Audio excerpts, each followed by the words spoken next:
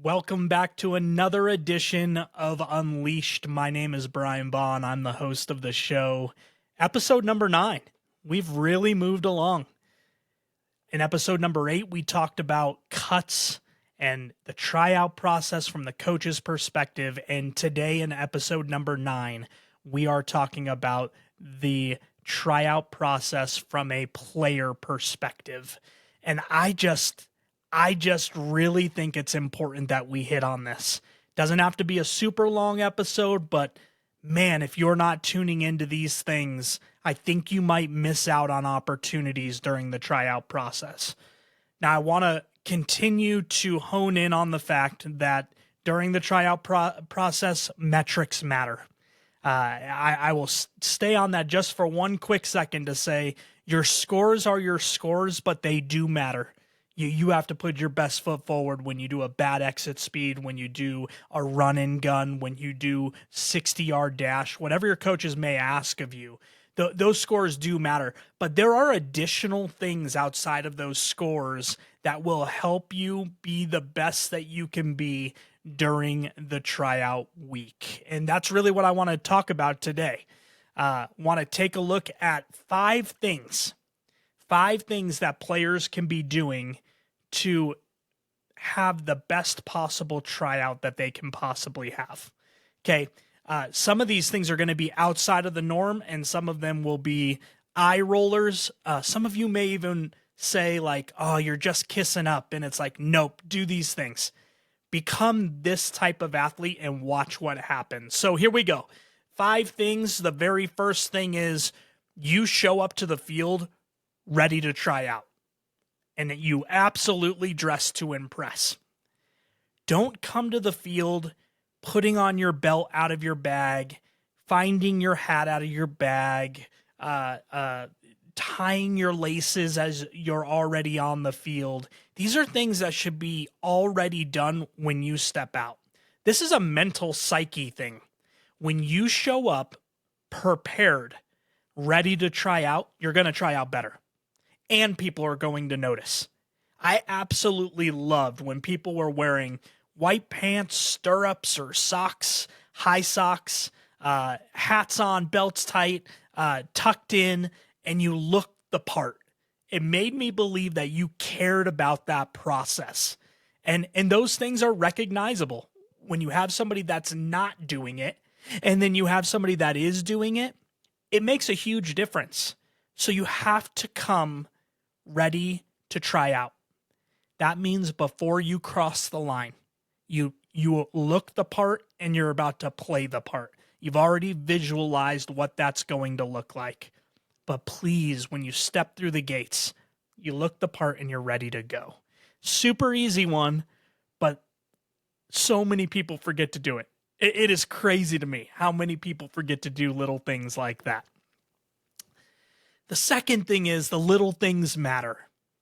Hustle everywhere. Every drill, every play, every opportunity is like the World Series for you. You literally have to be doing it like it may be the last chance that you get. And when you do that, you will be recognized immediately by the coaches around you. Why is he giving such great effort? He goes hard no matter what he's doing. I asked him to go get a drink of water, and he sprinted to go get a drink of water. People notice those things. Those drills are exceptionally important, and that mindset is exceptionally important. Part 2 to that is don't skip things. Okay, every chance you get is an opportunity to impress somebody. So if you're doing T work in a cage, don't slack off. Make sure you're taking it seriously. Don't just hit the ball straight away. Hit the ball to the right side, hit the ball to the left side, hit the ball on the ground, hit the ball in the air. Do all the little things to show that teamwork matters to you. It seems like something simple because coaches have made it simple over time. They've said, go in the cage and get some teamwork in, and you go and you just get warmed up. But that's not what this is. This is what is he going to do? What is she going to do with that time when I give them cage work time? So please take that seriously.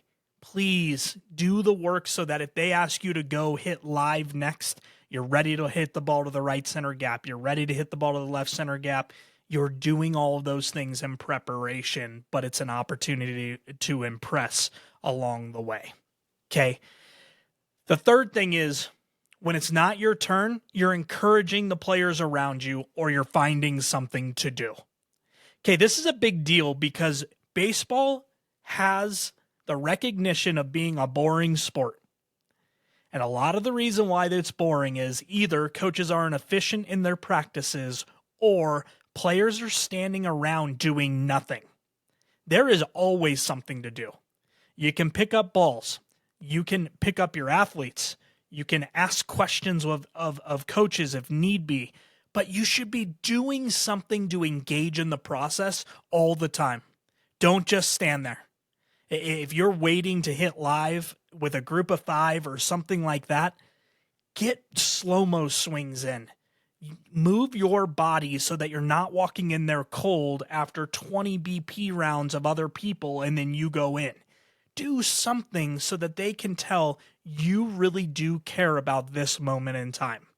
Okay? The second part of that is when coaches see you encouraging your athletes, your friends, they will say, that's a kid I want on my team. That is somebody that will be a critical role in the dugout if they're not on the field. They can envision it because they can hear it. They want positive talk. They want people who care about the people around them. But if you're not doing it, you just look like another player, only worried about themselves. And this world is exactly that.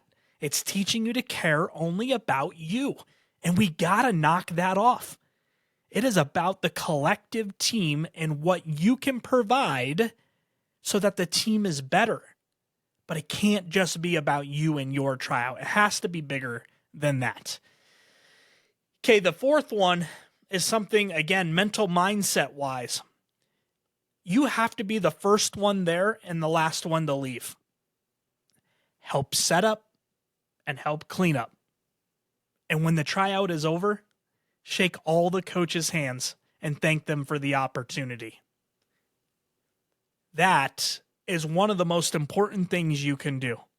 When a coach is still setting up the field and guys are out there and they're goofing off and not really prepared for that moment, when you go and say, "Coach, can I do anything to help get this set up?" And he says, "Yeah, could you put the balls in the bucket and take the bucket out to second base?" When you do that, it's instantaneous. That kid cares. That kid wants this program to be better. Love that he was the first one to ask. Do those little things.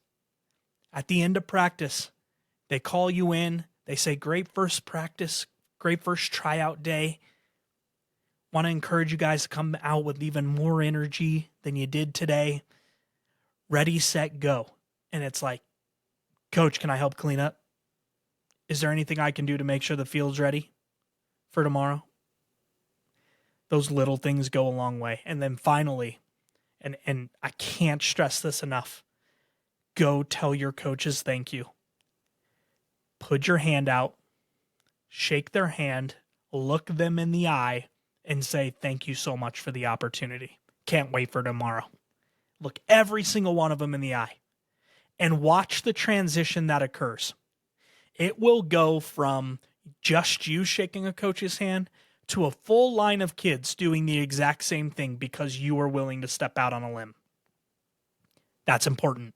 They will recognize it. It's a culture thing. It's something every coach desires, that their time is being valued by the kids that are receiving the information from those coaches. A simple thank you will go so incredibly far, and the culture could have an immediate change to it. So cool. So cool. Little things that you can do. The fifth thing is this. During a tryout, you have to give your very best. You might have a good day. You might have a bad day. But if you're giving your best, people will recognize that. So you got to give it everything you got. I love kids that are willing to dive for a baseball. And if they don't get there, it's okay. because they were willing to put in the effort to see if they could get there. And that's a lot of the storytell. If a kid is getting really, really close, I'm saying to myself, we can work with that. That's a guy I want to work with. Somebody that's getting dirty every opportunity that they have. That's the right type of player for me. I want guys that are going to grind it out to make the play they never thought they could make. And when you do that, it will be recognized, regardless to whether or not you make the play or not. And we have to change the culture of that. It's not, I couldn't get to it, coach. It's, coach, did you see how close I was to that ball? That was unbelievable. And then eventually you're going to start making those plays, but they can start to see it as well. So even when you're having a bad tryout day, you got to hang in.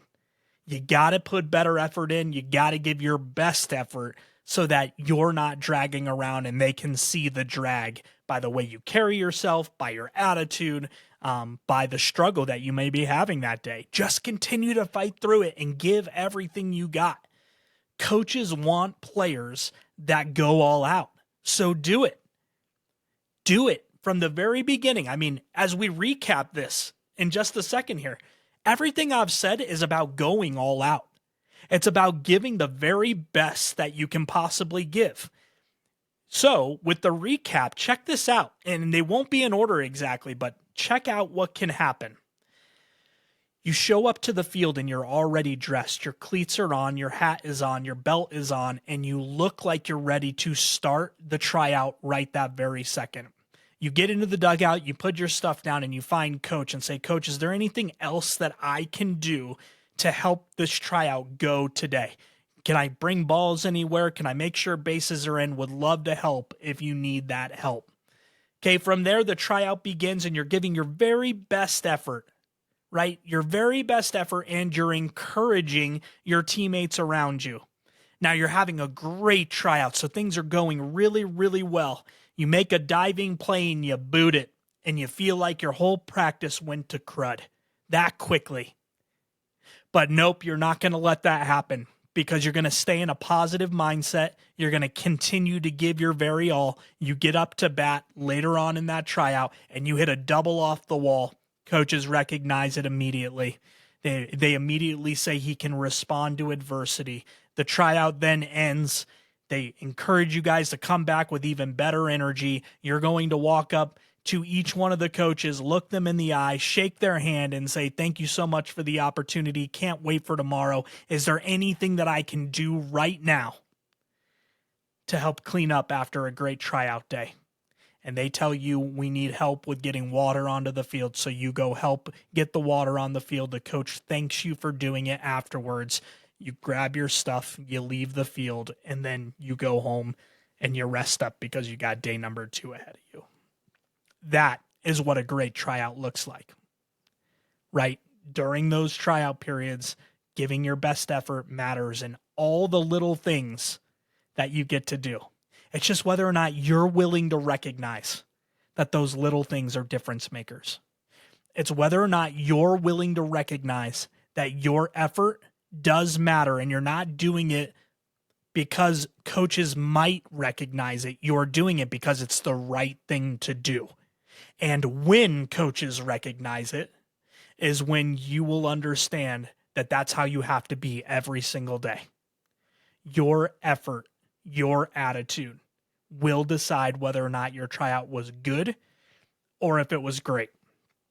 Your effort, your attitude will decide whether or not you make the team you were hoping to make or a team that you shouldn't have made, but you did because of the way you carried yourself all week. And at the end of the day, same thing we ended on in episode 8. There's a chance you're not going to make that team. And that's okay. There are better plans for you ahead. It is okay if you don't make that team. And if you do make the team, awesome. You better get even better at all the things we just talked about.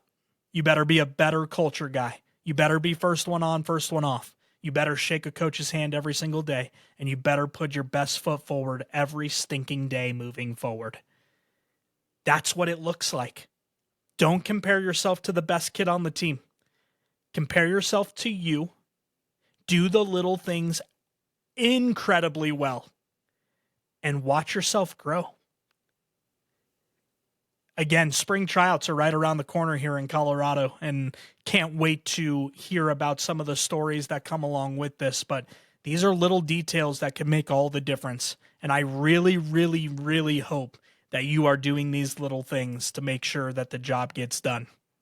I wish you guys the very best of luck as you go through your tryout process. I really hope that you come back with stories of execution that would be so much fun to share. And finally, I hope you get to go home each day saying, I gave my very best. That's all I could do. This has been episode number 9. I still encourage you to get on social, follow me. Let's continue the conversation there. And can't thank you enough for watching or listening to another edition of Unleashed Athletics with Brian Bonn. Have yourself a great week.